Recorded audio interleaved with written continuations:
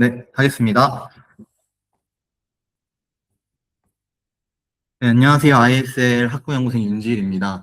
오늘 제가 발표할 논문은 Beyond Mimicry, Learning Whole Body Human-Humanoid Interaction from Human-Human Demonstration입니다.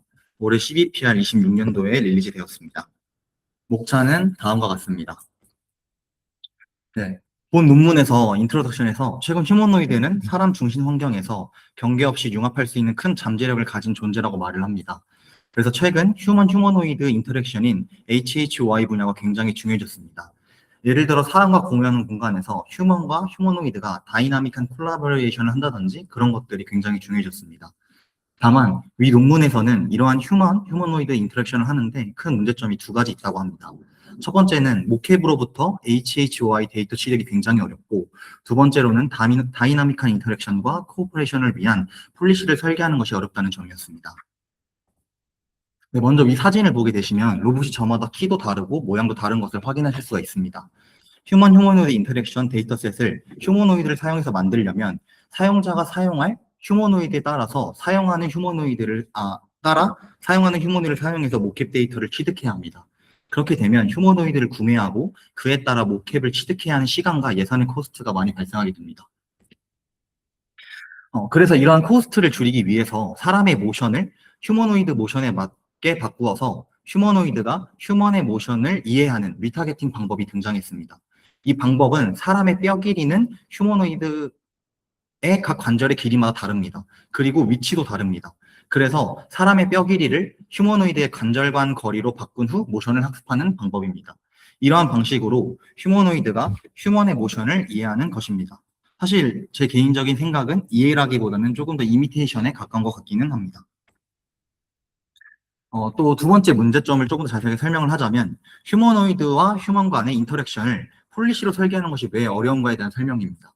먼저 기본적으로 휴머노이드 하나를 컨트롤하기 위해서는 로코모션, 매니퓰레이션, 그리고 밸런스 이 세 가지를 적절하게 이루어지도록 대략 29개에서 36개의 디오프를 컨트롤해야 합니다.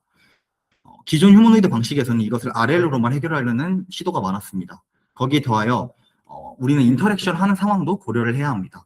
그럼 추가적으로 휴머노이드와 상호작용하는 사람의 모션도 고려함과 동시에 휴머노이드가 처해 있는 상황인 협력, 호응 등에 대한 것들도 이해를 해야 합니다.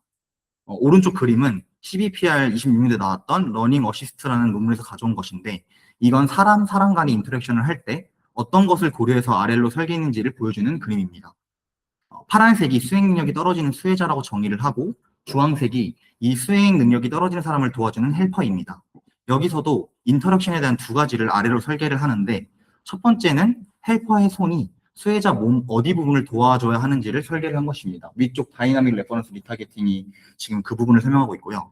두 번째 컨택트 프롬팅 리월드는 수혜자의 몸에 손이 가까워졌을 때 힘을 얼마만큼 줘줘야 되는지에 대한 RL 설계입니다.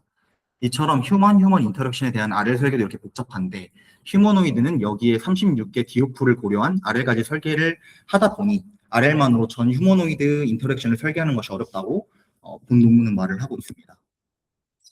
그래서 이 문제들을 해결하기 위해서 이 논문은 각 문제를 다음과 같은 모델을 제안함으로써 해결을 하고자 합니다. 첫 번째는 데이터의 희소성 문제를 페어, 피직스 어웨어 인터랙션 리타겟팅이라는 방식을 제안해서 해결을 하려고 하고, 두 번째 폴리시 설계의 어려운 점은 D스타라는 디커플드 스파셜 템포럴 액션 리저너라는 모델을 설계해서 해결을 하고자 합니다. 모델들에 대한 자세한 설명은 뒤에서 진행하도록 하겠습니다. 먼저 위 피규어를 먼저 보시겠습니다. 위 피규어가 이제 페어의 전반적인 과정을 나타낸 이제 파이프라인인데요. 먼저 앞서 말씀드렸다시피 최근 휴먼 연구에서도 휴먼이 어떻게 인터랙션하고 코어퍼레이티브 하는지에 대한 연구가 많이 진행되고 있고, 그에 따라 데이터셋도 꽤 많이 릴리즈가 되었습니다.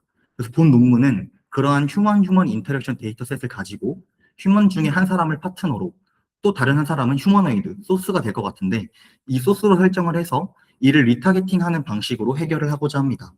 그 내용이 왼쪽 하단에 있는 인풋이라는 부분입니다. 그러나 앞서 보셨듯이 휴머노이드로 리타겟팅하게 되면 문제가 많이 발생하게 됩니다.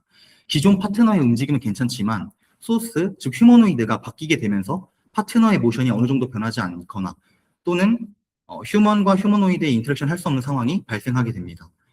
이 문제 정의를 reshape, align human이라는 부분에서 정의를 했고요. 그래서 페어의 핵심 아이디어는 사람의 관절 각도를 휴머노이드가 그대로 흉내내게 하는 것을 넘어서 상호작용하는 컨택트 시멘틱을 보존하면서 최적화하자는 것입니다. 그림을 보게 되시면 스테이지 1, 2, 2단계로 나눈 콜스트 파인 파이프라인을 사용하시는 것을 볼 수가 있습니다.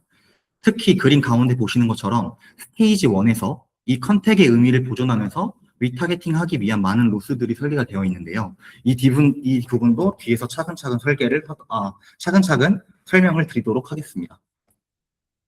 먼저 페어가 최적화하는 전체 손실 함수는 전체 위에 보이시는 로스입니다. 위식을 보게 되시면 4개의 가중합으로 되어 있는데요. 순서대로 콘택트 손실, 운동학 손실, 사람의 충실도 손실, 마지막으로 정교화 항입니다. 각각에 대한 식을 조금 더 자세히 살펴보도록 하면 먼저 운동학적 손실부터 먼저 말씀드리고 싶은데요. 먼저 콘택트 손실 설명을 드리면, 콘택트 손실은 당연히 인터랙션 하면서 접촉이 발생하게 됩니다.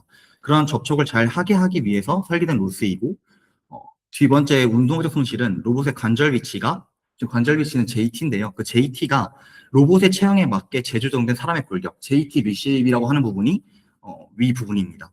그래서 이 두 개의 관절 위치가 비슷해지도록 만드는 로스입니다. 그런데 문제는 이 로스가 컨택트의 로스를 깨트리는 원흉이기도 합니다. 그래서 이러한 것을 보완하기 위해서 사람의 충실도항, 로스 휴먼과 정교항이 추가되게 되었습니다. 그래서 사람의 충실도항은 파트너의 동작이 너무 왜곡되지 않게 막는 항이고, 그래서 사람이 원래 가지고 있던 궤적에서 크게 벗어나지 않게 하되 작은 조종은 허용하는 로스입니다. 정교항은 동작이 부드럽고 자연스럽게 만든 항입니다. 그래서 속도, 가속도를 억제하는 템포럴 항과 관절 각도를 적정 범위로 유지하는 포즈 항으로 구성이 됩니다. 뒤에서 조금 더 자세하게 설명을 드리겠습니다. 먼저 앞서 말씀드렸다시피 운동학적 손실은 다음과 같습니다. T는 프레임 시퀀스 길이이고, JT는 시점 T에서의 로봇 관절 위치, JT 리쉐입은 로봇 체형에 맞춰서 재조정한 사람의 관절 위치입니다. 그래서 이 둘 차이를 최소화하는 것이 운동학적 손실의 핵심입니다. 두 번째 콘택트 손실은 다음과 같습니다. 여기서 D는 관절들 사이의 거리 행렬을 말을 합니다. 이 핵심은 단일 접촉점, 그러니까 예를 들어 손과 손 접촉점 하나만을 맞추는 것이 아니라 상호작용에 관여하는 관절들 전체의 페어 디스턴스 릴레이션을 통째로 보존해서 위 행렬에 나타내는 것입니다. 그래서 D 오리지널은 원래 사람과 사람 상호작용에서의 거리 행렬이고, D OPT는 최적화한 사람과 로봇 상호작용에서의 거리 행렬입니다. 이 두 행렬을 로스로 최적화하다 보면 중요한 손 접촉뿐만이 아니라 적절한 각 관절들까지의 거리들도 유지가 되게 됩니다. 네, 사람 충실도 손실은 사람의 원래 관절 위치와 리타겟팅 후 관절 위치의 차이를 최소화하는 항입니다. 다만 모든 관절이 아니라 어깨, 팔꿈치, 손목과 같은 상체 관절에만 선택적인 조정을 허용해서 앞서 그림 예시로 보았던 키가 작은 로봇에 맞춰서 팔을 드는 그러한 정도의 이제 선택적인 조정을 허용하게끔 됩니다. 그래서 몸 전체가 이상해지지 않게 막는 로스이고요. 정기여항은 앞서 말했던 속도를 억제하면서 지터, 떨림 현상을 막고 관절 각도가 너무 벗어나지 않게 손실을 설계하는 로스입니다. 그래서 앞에서 손실함수를 보셨다시피 아시겠지만 손실함수가 너무 많고 또 최적화가 굉장히 복잡하고 또 로컬 미니멈에 빠질 확률이 높습니다. 그래서 한 번이 아닌 투 스테이지로 위 최적화의 문제들을 풉니다. 그래서 원 스테이지에서는 접촉 가중치인 W 콘을 낮게 두고 웨이트 콘을 낮게 두고 전체적으로 운동학적으로 그럴싸한 움직임을 만들어내고, 투 스테이지에서는 그것을 시작점 삼아서 접촉 가중치를 10배로 늘려서 그러니까 웨이트 콘을 10배로 늘려서 실제 접촉을 하게끔 정밀한 교정을 하게 합니다. 이것이 페어의 전체 파이프라인이고 핵심입니다. 네, 다음으로는 D스타에 대해서도 하나하나 알아보도록 하겠습니다. 위 그림은 전체 파이프라인이고 뒤에서 하나하나 자세히 설명을 드리겠습니다. 일단 먼저 D스타를 설계한 배경에 대해서 간단히 설명을 드리면, 앞서 말씀드린 상호작용의 모션을 생성해내는 과정에서 두 가지 문제가 사실 서로 섞이게 됩니다. 여기서 위 논문에서 말하는 그 두 가지 문제는 언제, when to act, 언제 행동할지랑 where to act, 어디에서 행동할지가 섞인다고 말을 합니다. 그래서 이 둘을 서로 간섭하는 것이 이전에 주장했던 베이스라인 논문들에서 문제가 생긴다고 이 논문은 주장하고 있습니다. 그래서 이 논문을 두 가지를 명시적으로 분리하는 것이 이 이 파이프라인의 핵심입니다. 그래서 먼저 먼저 롱 숄트 템포럴 인코더부터 보겠습니다. LST는 상호작용을 이해하려면 두 종류의 시간 정보가 필요하다고 말을 하고 있습니다. 하나는 긴 맥락, 즉 지금이 준비 단계인지 아니면 실행 단계인지 같은 상호작용의 흐름을 설명하는 시간의 흐름이고, 다른 하나는 짧은 순간의 정리한 단서, 즉 정확한 공간 타겟팅을 위한 신호입니다. 그래서 인코더를 두 갈래로 나눕니다. 그래서 이제 위식도 좀 간단히 설명을 드리면, 일단 롱 스트림, 저기 보시는 FT 롱 같은 경우에는 트랜스포머로 전체 프레임을 보면서 긴 맥락을 잡고, 밑에 보이시는 FT 쇼트는 쇼트 스트림으로서 최근 프레임만 보면서 거주파의 신호를 잡게 됩니다. 이때 입력으로 들어가는 OT는 앞서 파이브에 보신 휴머노이드 프로프라이오셉션이랑 SMPL 모션을 합친 하나의 벡터입니다. 그래서 이 두 스트림의 출력을 이어 붙여서 이후 모듈들이 공유하는 시간을 특징으로 사용하게 됩니다. 그래서 그것이 FT 템프입니다. 네, 다음은 페이스 어텐션에 대해서 설명을 드리도록 하겠습니다. 이 모듈은 언제 행동할지를 담당하는 페이스 어텐션입니다. 그래서 이 모듈의 핵심은 상호작용하는 페이스마다 로봇이 집중해야 할 단서가 다르다는 것입니다. 예를 들어 악수를 시작할 때는 상대가 다가오는 손과 몸통에 집중을 해야 하지만 손을 맞잡는 순간에는 손바닥의 정밀한 정렬이 중요합니다. 그래서 위 논문은 페이스를 세 가지로 정의를 합니다. 그래서 Preparation, Act, Follow-up인데요. 그래서 위 국면들은 사람이 직접 수동 라벨링을 하게 됩니다. 그래서 슈퍼바이즈 러닝으로 학습을 진행하며 MLP를 통해서 각 국면별, 그러니까 페이스별, Preparation, Act, Follow-up별로 확률 분포를 예측하고, 또한 이 국면을 셀프 어텐션 모델에 넣어서 페이스에 가장 잘 맞는 시간 특징을 만들어내게 됩니다. 그래서 그 시간 특징이 FT 페이스고, 국면에 따른 시간 특징이 FT 페이스고, 다시 그림으로 돌아가면 여기 보시면 K가 있게 되는데, 사실 이 K는 페이스가 몇 개이냐를 나타낸 것입니다. 근데 본 논문에서는 K를 3개, Preparation, Act, Follow로 정했지만, 이거는 모델을 사용하는 사람에 따라 K를 여러 개로 둘 수 있다고 합니다. 그래서 논문에서는 이 K를 자유롭게 둠으로써 사용자가 사용할 때 조금 더 자율성이 있다라고 그렇게 주장을 하고 있습니다. 네, 다음은 어디에 행동할지를 담당하는 멀티스케일 스파셜 모듈입니다. 그래서 이 모듈은 사람과 로봇의 기하학적 관계를 여러 스케일로 인코딩을 합니다. 그래서 그림에서 보시다시피 3개의 인코더가 있고 하나의 퓨전 어텐션으로 구성이 됩니다. 이것도 하나씩 살펴보겠습니다. 첫 번째는 로봇 키포인트 3D 포지셔널 인코더인데요. 이것은 로봇 키포인트, 아까 말했던 어깨, 손바닥 같이 중요한 상체의 몇 가지 관절들, 그것을 이제 키포인트라고 하는데, 로봇 키포인트와 사람 키포인트 사이에 상대적인 3D 옵셋을 주파수 기반 위치 인코딩으로 확장을 하는 모듈입니다. 인코딩하는 모델입니다. 그래서 이 오프셋을 각각 가중치와 함께 곱해서 사인과 코사인으로 주파수 기반으로 인코딩하는 것을 확인하실 수가 있습니다. 이렇게 되면 모션의 미세한 패턴과 큰 스케일 패턴을 모두 표현이 가능합니다. 두 번째는 멀티스케일 디스턴스 인코더인데요. 이거 같은 경우에는 두 점 사이의 유클리드 거리를 계산하게 한 뒤에 거리 구간별로 다른 MLP로 인코딩을 하는 방식입니다.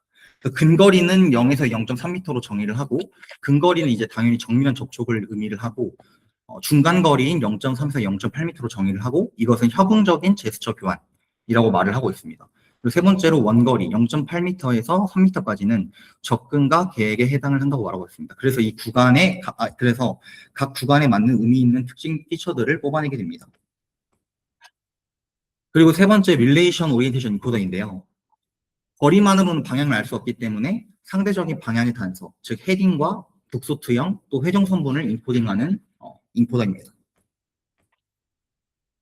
네, 그리고 마지막으로는 퓨전 어텐션인데요. 이 퓨전 어텐션은 이 세 인코더가 만든 상호작용 정보를 합쳐서 정보와 또 앞서 PA에서 만든 시간 맥락을 연결을 합니다.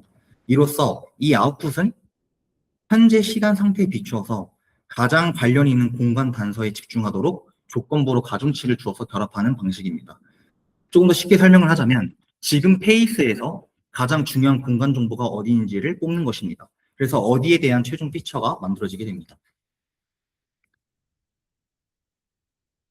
네, 그래서 이제 이 두 개의 피처를 합칠 디퓨전 모델에 대해서 이제 알아보도록 하겠습니다. 이 둘의 피처와 언어 명령, 밑에 보이시는 랭귀지 코맨드가 있는데, 언어 명령을 함께 조건으로 넣어서 컨디셔널 디퓨전이 보수준의 액션을 만들어내게끔 합니다. 네, 구체적으로 이 디퓨전 헤드가 무엇을 생성하는지 알아보도록 하겠습니다. 그래서 정책이 한번 호출될 때마다 디퓨전은 5개의 시점에 대해서 행동을 예측하게끔 합니다. 0초, 0.5초, 1초, 1.5초, 2초에 대해서 이제 행동을 예측하게끔 되고요. 그래서 즉 앞으로 2초 동안의 계획을 행동 계획을 한 번의 디퓨전 모델로 뽑게 됩니다. 네, 그리고 이제 홀바디 컨트롤에 대해서 이제 보도록 하겠습니다. 앞서 이제 디퓨전에서 만든 행동들은 단순히 로봇에게 바로 적용되는 것이 아니고 저수준의 홀바디 컨트롤이 안전하고 물리적으로 타당한 관절 동작으로 변환을 시켜줍니다. 이 컨트롤 학습은 티처 스튜던트 구조를 사용합니다. 티처에서는 시뮬레이션에서 동작하는 것인데요.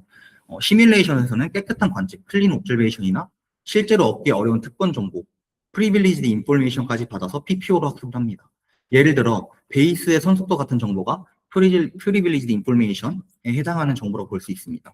근데 실제 로봇에서는 이러한 깨끗하고 특권적인 정보를 얻을 수가 없습니다. 그래서 스튜던트는 이런 프리빌리지드 인포메이션 없이 노이즈가 낀 현실적인 관측만 받게 하고 티처의 행동을 따라하도록 디스티를 합니다. 네, 그래서 이제 실험에 대해서 좀 간단하게 설명을 드리겠습니다. 일단 먼저 앞서서 위 논문에서는 실험을 4가지를 했는데요. 그 4가지를 다음 질문에 대답하도록 설계를 하였습니다. 첫 번째는 페어가 효과적인가? 두 번째로는 디스타가 기존 방법보다 나은가? 세 번째로는 분리 모듈, 디커플링 모듈이 정말로 필요한가? 네 번째로는 단순 모방을 넘어서 일반화가 되어 있는가? 입니다. 그래서 지금 이거 보고 계신 게 테이블 1인데요. 테이블 1에서 이제 페어 위에 있는 4가지들은 다 전부 다 약간 리타겟팅 하는 기존 베이스라인 모델들입니다. 그래서 여러 베이스라인과 비교를 했고, 핵심은 이제 보이시는 F1이 이제 접촉 보존 점수인데, 페어가 모든 거리의 인크값에서 가장 높은 F1을 달성하는 것을 보실 수가 있습니다. 뭐 예를 들어서 0.35m 기준에서 이미테이션 넷이 가장 저희 모델을 제외하고 최신 베이스라인인데요. 이 이미테이션 넷은 운동학적으로 JP는 괜찮지만 접촉 보존 F1이 0.5 수준에 그치는 것을 확인할 수가 있습니다. 반면 페어는 0.84 정도를 수준을 달성해서 이미테이션 넷 대비 67% 상대적으로 향상되는 것도 확인할 수가 있습니다. 게다가 운동학적 유사성도 가장 좋습니다. 그래서 즉 이 테이블을 통해서 접촉을 살리려고 다른 품질을 희생한 게 아니라 접촉도 살리면서 다른 품질들도 어느 정도 보존을 했다라고 해석을 할 수가 있습니다. 이제 테이블 2 같은 경우에는 이제 동작의 물리적 타당성과 부드러움을 이제 나타내는 지표입니다. 그래서 페어는 이제 부자연스러운 큰 각도의 비율이 가장 낮고 앵글 STD를 보시면 될 것 같습니다. 동작이 가장 부드럽습니다. 또 구체적으로 단순 MSE 대비 저크, 즉 떨림이 약 69% 주는 것을 확인할 수가 있습니다. 기존 모델에 비해서. 그래서 접촉도도 살리면서 동작도 더 매끄럽다는 것을 이 테이블을 통해서 확인할 수가 있습니다. 그리고 어블레이션 스터디로 휴먼 어댑션에 이제 파트너 휴먼이 없었을 때, 또 컨택 로스 나가 보신 컨택트 로스가 없을 때, 그 다음에 이제 투 스테이지는 이제 투 스테이지를 없앴을 때 나타내는 성능입니다. 근데 제가 봤을 때 이 윗아웃을 왜 했는지 잘 이해가 안 됩니다. 왜냐면 성능이 오히려 더 윗아웃을 했을 때 좋아져서 이걸 왜 했을까라는 고민이 좀 들긴 했었습니다. 네, 그 다음에 이제 테이블 3, 이게 가장 좀 중요한 결과인데요. 6가지 상호작용 태스크에 대한 성공률을 비교합니다.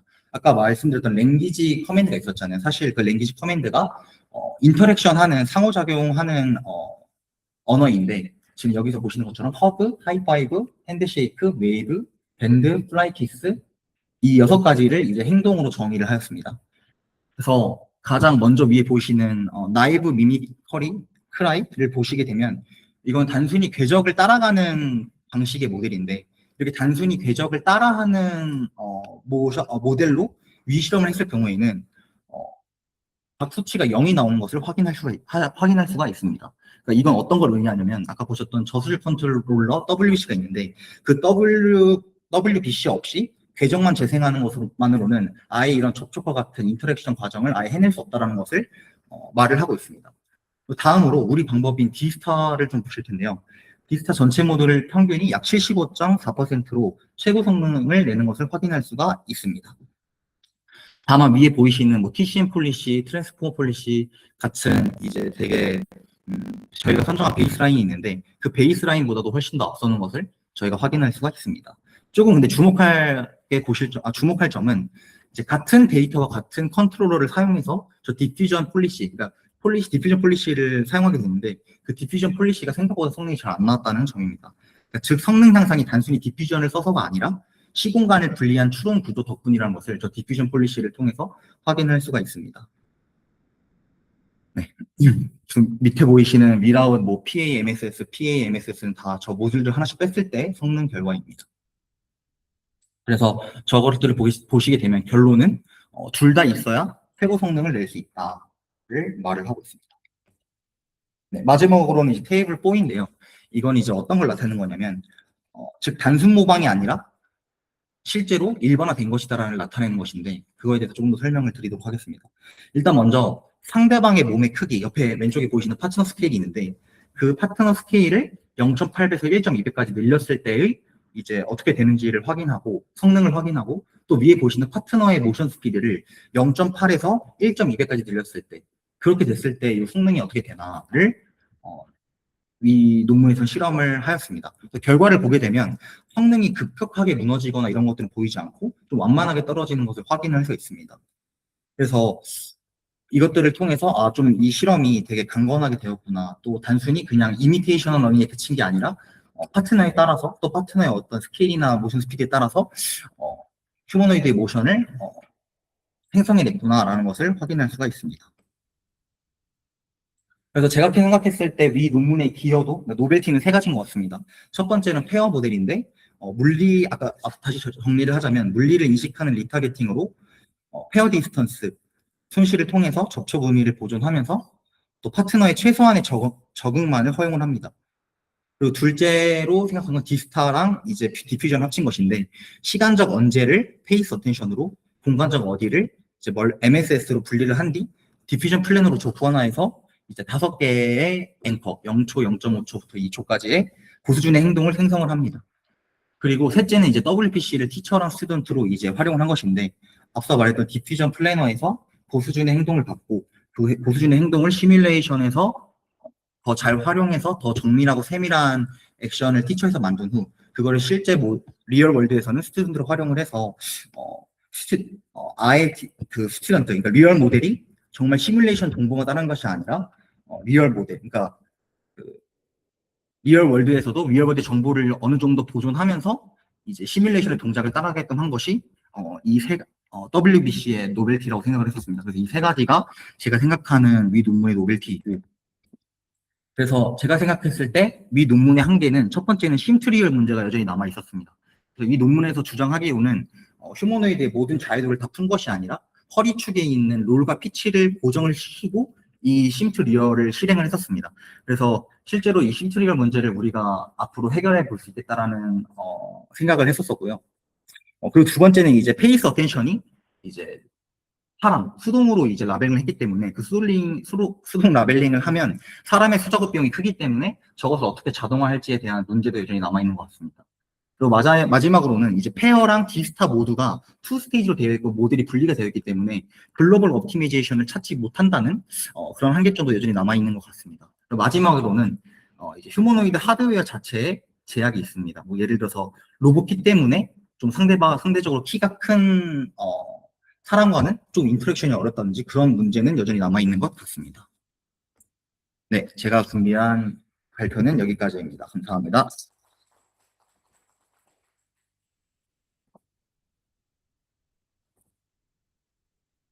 네, 질문. 네. 네. SF에서요. 네. 혹시 그 세팅이 나와 있나요? 잠시만요. 이거 궁금한데요. 잠시만요. 그게 저 네. 이거 말씀하시는 거예요. 네. 세팅이라 하면 어떤 세팅을 말씀하시는 거예요? 약간 좀 네. 힘이 되는 게 네. 좀 그러니까 분위기도 하고 네. 또 성능을 봤을 때 네. 웨이브에서 그리고 좀 동일한 성능이 나왔잖아요. 맞아요. 웨이브 플라잉 네. 키스 밴드에서. 네네네. 약간 제가 생각에 저렇게 나온다는 건 좀 에피소드 수가 많이 없는 것 같거든요. 맞아요. 저도 근데 그거에 동의합니다. 나오면 뭐 롤하우스가 뭐 11개 정도 될 텐데 또 당장 성능이 안 좋은 거는 네. 생각보다 좀 롤아웃이 많이 돼서 좀 약간 수가 다양하게 나온 것 같은데 저 에버리지를 그냥 단순히 적은 롤아웃에서 성능을 높여놓고 안 되는 거에서 좀 실험 많이 해놓고 에버리지는 그냥 성능 기준으로 해버리면 네. 그냥, 그냥 무조건 좋게 나오면서 그냥 그런 체리피킹이 아닌가 싶어서 저도 그거에 동의 완전 합니다. 그럴 가능성이 크다고 느끼고, 근데 논문에서는 제가 기억이 잘 안 나긴 하는데, 어쨌든 저도 동일하게 생각하는 부분이, 결국에는 약간 여거의 문제가 저 6개에 대한 액션들이 있고, 그 액션들을 조금 더 범용적으로 다 잘해야 되는데요. 아까 재영님 말씀하신 것처럼, 어느 부분은 잘 되고, 어느 부분은 잘 안 되니까, 말씀하신 롤아웃을 많이 하면 훨씬 더 그 부분의 성능이 높아질 것이다. 라고 지적하셨는데, 저도 그 부분이 좀 맞는 것 같습니다.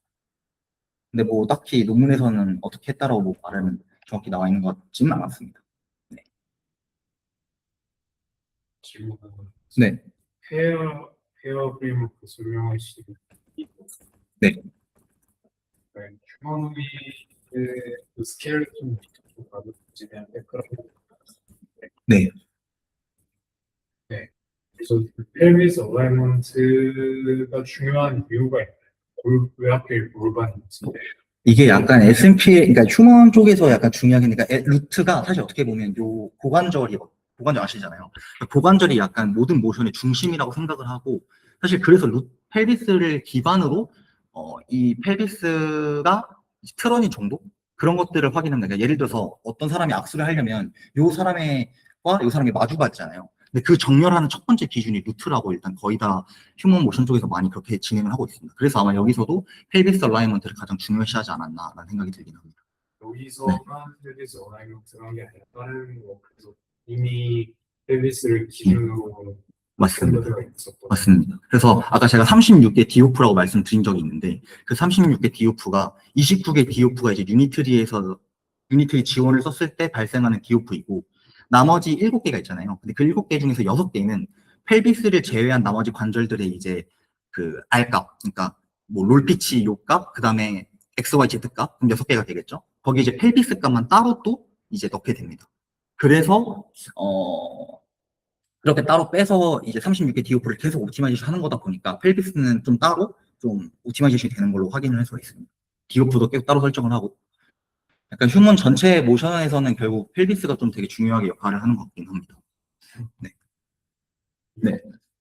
용진이 먼저, 네. 이거 사실 끝까지 못하고. 네. 목회를 이제 음. 그 휴머노이드로 이식하는 과정에서 네. 그러니까 그 움직임이 휴머노이드의 관절 가동 범위를 초과하는 경우는 어떻게 그게, 저 홀바디 컨트롤러 아까 보셨잖아요. 시뮬레이션 상에서. 거기서 아마 그 관절 각도가 어느 정도 벗어나면 안 된다를 설정을 해놨을 거고, 그리고 그 디퓨전 모델, 여기 보시면 디퓨전 모델이 있는데, 이 디퓨전 모델에서도 아마 저 모션을 뽑아낼 때, 예를 들어서 어떤 모션에 대한 확률부가 나오면 이 끝부분은 되게 이상한 지점이 많을 거잖아요. 그래서 이 부분을 아예 없애는 그런 것도 아마 하고 있는, 그래서 저 다운 샘플링이 아마 그 과정입니다. 그러니까 분포가 나오면 이상한 분포들이 나오게 되잖아요. 그 분포는 양 테일는 제거해서 좀 어느 정도 좀 사람 같은 모션만 남겨놓는 게 저 다운 샘플링 과정이라고 보시면 될 것 같습니다. 네. 네. 시훈님, 네. 네. 페어에서 네. 어웨어 하라고 했는데 네. 지오메트리 어웨어 한거 같거든요. 그러니까 네. 예를 들어서 음. 로봇마다 음. 이제 팔이나 음. 몸통이랑 그런 게 무게 중심이 다 다를 텐데 그렇죠. 적인 움직임에서 리타겟팅을 음. 어떻게 수행한 거지가 제일 의문이 있어요. 예를 들어서 네. 허그나 웨이브 같은 거는 좀 네. 공적인 것 같은데 네. 그거에 관한 리타겟팅 요소는 없는 것 같아서 그거를 어떻게 해결하는 건지 홀바디 컨트롤러에서 심투리얼 할때 네. 학습을 네, 거기서 지금 올바디 컨트롤에서 많이 진행한 게 맞고, 그리고, 저는 질문의 의도를 이해를 잘 못했는데, 다시 한번 설명해 주시면, 네. 예를 들어서 네.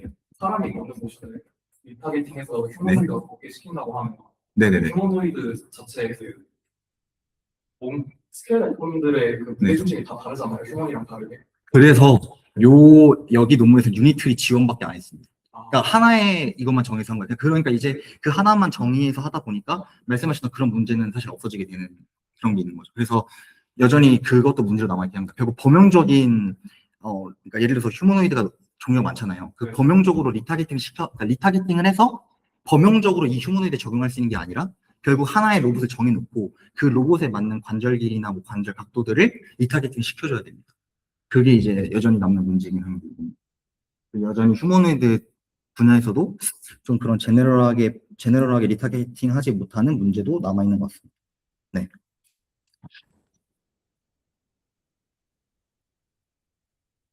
혹시 다른 질문 있을까요? 현재님 말씀해 주세요.